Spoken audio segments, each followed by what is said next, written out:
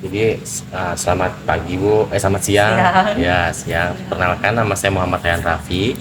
Saya dari Pendidikan Komputer FKIP Unmul. Jadi tujuan saya kemari itu ke Bimbel Smart House, yaitu melakukan tugas wawancara dan juga Ibu selaku pemilik Bimbel Smart House ini sebagai narasumber untuk melakukan tugas kami Bu, yaitu profesi kependidikan.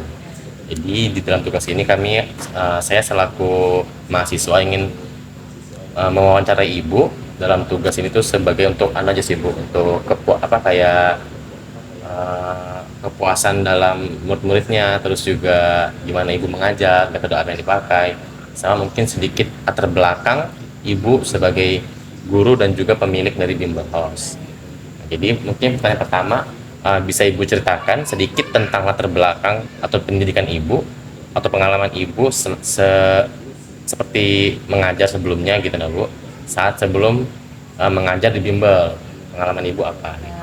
Perkenalkan, nama saya Rara Dewi Andri.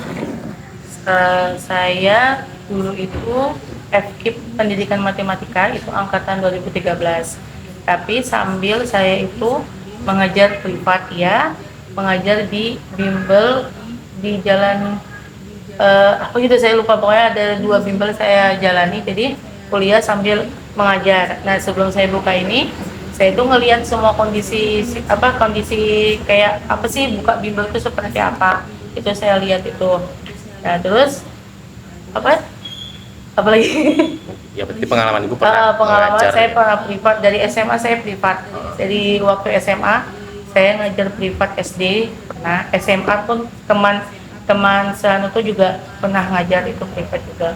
Terus habis itu pas di masa kuliah itu saya sambil ngajar, walaupun semester 1 saya ngajar juga itu di jalan itu nah yang dekat Unmul juga ada situ bimbel, namanya Bimbel Nusantara kalau nggak salah.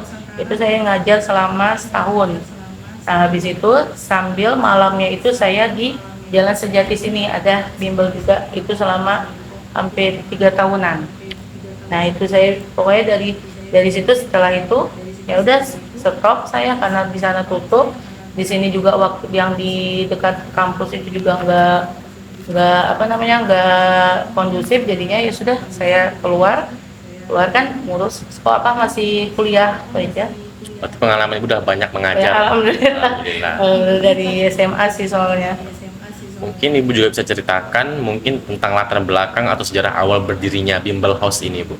Bimbel Smart House ini awalnya buka tuh tahun 2017. Itu di saat saya itu mau skripsi. Pas mau skripsi saya tidak punya uang, kita ya tidak punya uang untuk skripsi kan. Akhirnya gimana caranya saya bisa dapat uang untuk skripsi itu. Nah, habis itu ya bukan saya ada modal pendidikan, saya dari FKIP mungkin kan ada pendidikan dari dosennya itu juga. Akhirnya saya beranikan buka bimbel ini dari 2017. Udah pertama dari sini, pertama di sini. Cuman seharusnya kan ruangannya di sebelah. Di sebelah itu karena panas kan, kalau saya nggak ada atap nggak ada plafonnya kan, jadi panas, makanya pindah ke sini. Dari 2017 saya buat.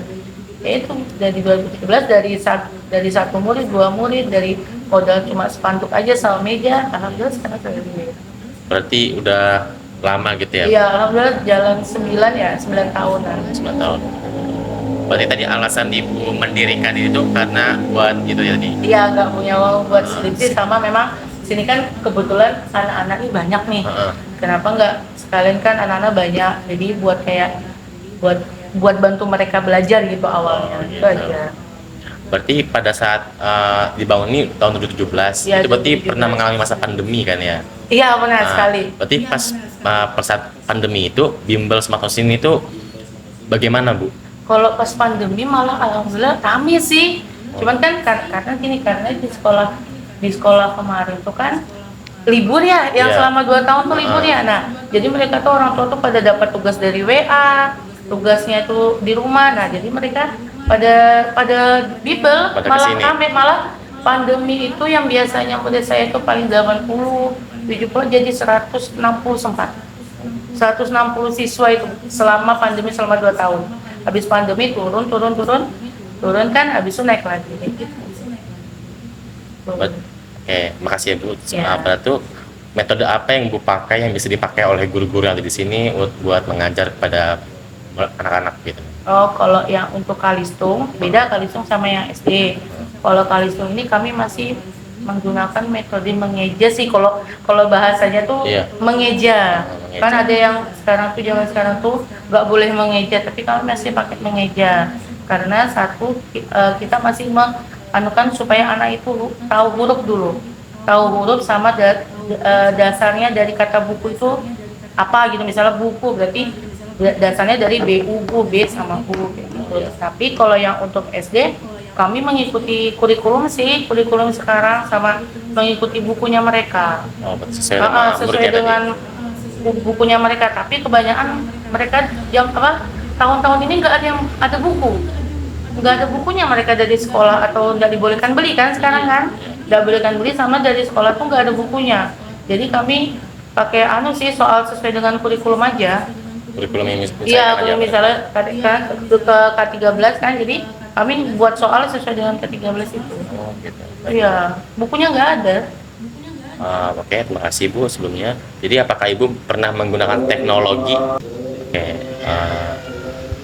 mungkin apa yang menjadi motivasi Ibu, motivasi utamanya Ibu dalam mengajar, dan mungkin bisa diceritakan juga jika berkenan gitu.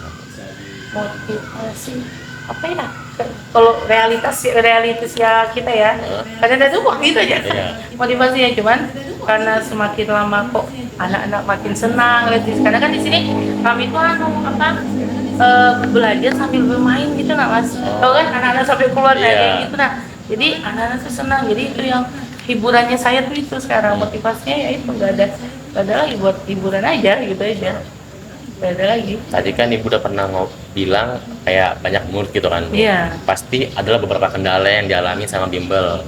Mungkin jika juga berkenan bisa diceritakan Bu Kalau kendalanya. kendalanya ya paling kalau misalnya kan kita ini kan guru banyak ya. Iya. Kan kita juga nggak bisa saya juga nggak terlalu bisa menghandle. So kan murid saya ini ada 130 untuk bulan ini, 138.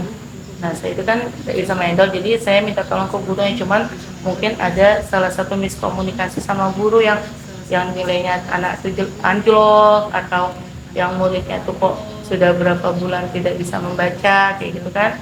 Itu yang kendalanya saya sih.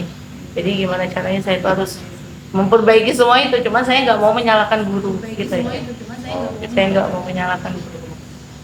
Nah, mungkin tadi di sebanyak anak tadi yang kesini sebagai murid, mungkin Ibu bisa menceritakan sedikit pengalaman yang berkesan Bu pada saat yang Ibu alami pada saat mengajar di bimbel ini Bu. Bagaimana? Kalau yang berkesan kayak senang gitu ya, Iya, kalau senangnya berkesan. saya tuh ya dari anak-anak yang Kalistung ya. Kalau saya kan megang Kalistung, Iya. saya nggak megang yang SD kan. Yang Kalistung tuh gini, dari dia nol nggak bisa apa-apa sampai dia bisa baca.